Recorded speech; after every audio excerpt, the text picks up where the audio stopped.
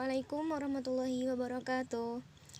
Perkenalkan, saya Imai Siti Maesaroh dari kelas Psikologi A, NIM 19107001003.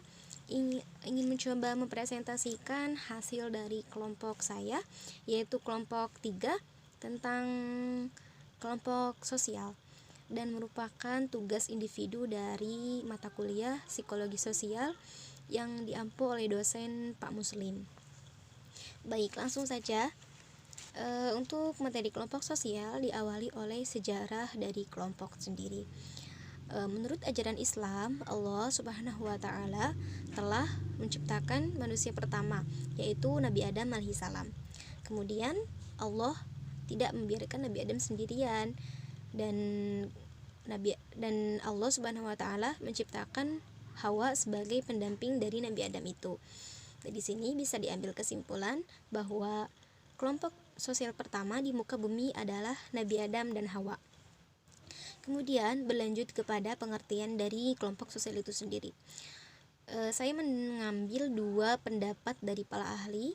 Yang pertama dari pendapatnya Haryanto. Ia berpendapat bahwa kelompok sosial adalah himpunan atau kesatuan manusia yang hidup bersama oleh adanya suatu kesatuan, suatu hubungan di antara mereka, dan menyangkut hubungan timbal balik dan saling mempengaruhi, juga didasari oleh kesadaran yang untuk saling tolong menolong. Kemudian menurut pendapat yang kedua, yaitu pendapatnya Slamet. Ia berpendapat bahwa kelompok sosial adalah dua atau lebih orang yang berhimpun atas dasar adanya kesamaan interaksi melalui pola atau struktur tertentu guna mencapai tujuan bersama, dan dalam kurun waktu yang relatif lama.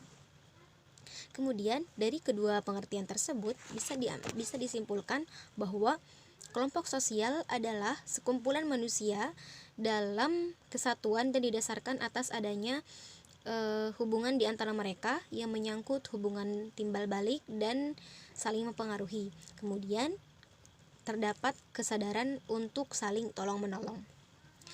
Berlanjut kepada ciri-ciri dari kelompok sosial. Yang pertama, terdiri atas individu-individu yang saling berinteraksi. Mereka saling berinteraksi dalam suatu kelompok, dan idealnya kelompok itu dibatasi oleh 20 sampai 25 orang. Kemudian berpartisipasi. Antar anggota kelompok itu melakukan partisipasi yang terus-menerus kepada kelompoknya. Kemudian selektif dalam menentukan apa? Dalam menentukan anggota, dalam menentukan tujuan, dan dalam menentukan kegiatan apa yang efektif untuk mencapai tujuan itu. Kemudian adanya norma yang mengatur perilaku anggotanya, adanya pembagian tugas. Pembagian tugas di sini bermaksud agar para anggota mempunyai peran dan tanggung jawabnya masing-masing terhadap kelompoknya itu. Ia harus melakukan apa dan bagaimana diatur oleh peran dan tanggung jawabnya terhadap kelompoknya. Kemudian berlangsung dalam waktu yang relatif lama. Kemudian ada syarat-syarat kelompok sosial. Yang pertama, adanya interaksi dari antar anggota kelompok itu. Yang kedua, ada interdependen. Apa sih interdependen itu? Jadi interdependen itu apa yang terjadi pada satu anggota kelompok akan berpengaruh terhadap anggota kelompok yang lain. Ya, simpelnya itu saling mempengaruhi tadi. Kemudian stabil, strukturnya itu jelas dan rapi. Kemudian persepsi antar anggota kelompok. Yang selanjutnya yaitu bagaimana sih suatu kelompok itu bisa terbentuk.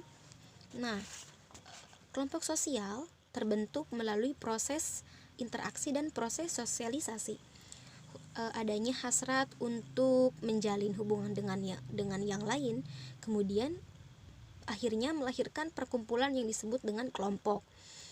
Kemudian proses sosialisasi juga membantu individu dalam kelompok untuk belajar dan menyesuaikan diri bagaimana ia harus bersikap dan berpikir kelompoknya agar ia tuh dapat berperan serta dan berfungsi bagi kelompoknya. Seperti itu. Dan faktor apa saja yang bisa mempengaruhi dalam pembentukan kelompok tersebut? Yang pertama, tentu adanya komunikasi. Karena berkat komunikasilah orang dapat menjalin ikatan dan pengaruh psikologis secara timbal balik. Kemudian di samping komunikasi itu adanya minat dan tujuan yang sama. Jadi dalam suatu kelompok itu tentu adanya minat dan tujuan yang sama menjadi faktor penting juga, karena akan membentuk suatu sosialisasi dan hubungan timbal balik yang baik, sehingga dari situlah akan terbentuk sebuah kelompok sosial. Dan kemudian ada macam-macam kelompok sosial. Kelompok sosial dibagi menjadi dua macam. Yang pertama ada kelompok sosial teratur dan kelompok sosial tidak teratur. Untuk kelompok sosial teratur ada in-group dan out-group. In-group yaitu individu mengidentifikasikan dirinya sebagai anggota dari kelompoknya. Sedangkan out-group yaitu individu menganggap suatu kelompok itu sebagai lawan dari in-groupnya. Nah, baik in-group maupun out-group, keduanya itu didasari oleh sikap etnosentrisme, yaitu sikap mengunggulkan kelompok sendiri lebih baik daripada kelompok yang lain. Seperti itu. Kemudian ada primary group dan secondary group. Primary group itu ditandai dengan interaksi antar anggota kelompok yang terlihat lebih intensif, lebih erat, kemudian bertatap muka, lebih simpati dan terasa seperti keluarga. Contohnya yaitu RT, RW, dan kelompok belajar. Nah, sedangkan secondary group itu kebalikan dari primary group, yang menyebabkan yaitu kurang bersifat kekeluargaan. Terus hubungannya itu bersifat formal. Seperti contohnya partai politik, perhimpunan pekerjaan, dan organisasi profesi. Itu disebut sebagai secondary group. Kemudian yang kedua adalah kelompok sosial tidak teratur. Yang pertama ada kerumunan. Apa sih kerumunan itu? Nah, kerumunan adalah berkumpulnya individu-individu secara fisik yang jumlah batasannya itu ditentukan dari sejauh mata melihat dan telinga mendengar. Nah, mereka itu berkumpul dalam suatu tempat secara kebetulan atau tidak disengaja, dan biasanya itu terjadi karena pemakaian fasilitas yang sama. Kemudian yang kedua ada publik. Nah, publik itu sering disebut juga sebagai halayak umum atau halayak ramai. Sudah selesai materi dari kelompok sosial, dan kesimpulannya, kelompok adalah sekumpulan orang yang mempunyai tujuan yang sama, kemudian berinteraksi satu sama lain guna mencapai tujuan tersebut, dan saling mengenal antar anggota kelompoknya.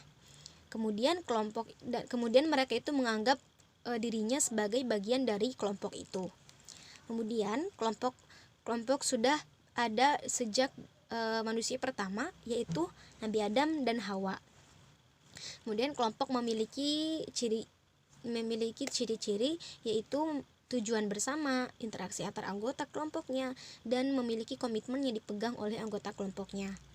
Kemudian yang terakhir yaitu kelompok dibagi menjadi dua macam, yaitu kelompok sosial teratur dan kelompok sosial tidak teratur. Sekian yang dapat saya sampaikan. Semoga materi yang telah dipaparkan bisa dipahami oleh teman-teman semua. Kurang lebihnya saya mohon maaf. Saya pamit. Wallahul muwaffiq ila aqwamit thoriq. Wassalamualaikum warahmatullahi wabarakatuh.